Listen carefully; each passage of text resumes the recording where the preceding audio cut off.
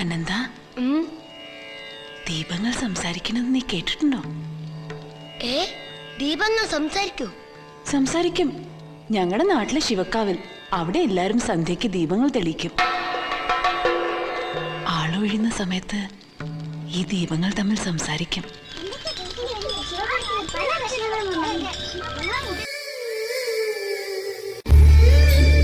ഇപ്പോൾ കുറേ വർഷങ്ങളായിട്ട് ശിവരാത്രിയുടെ അന്ന് കോലത്തുകര അമ്പലത്തിൽ വൈകുന്നേരം ലക്ഷദീപമുണ്ട്. അപ്പോൾ ഞങ്ങൾ ഈ വർഷവും ലക്ഷദീപത്തിന് പോകാനായിട്ടും പങ്കെടുക്കാനായിട്ടും ദീപം കൊളുത്താനായിട്ടും ഒക്കെ പറ്റി.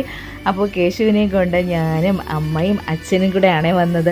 ചേട്ടന് കടയുള്ളത് കൊണ്ട്, കട അടയ്ക്കാൻ പറ്റാത്തത് കൊണ്ടും ആ സമയത്ത് കസ്റ്റമർ വന്നതുകൊണ്ടും അങ്ങോട്ട് വരാനായിട്ട് പറ്റിയില്ല.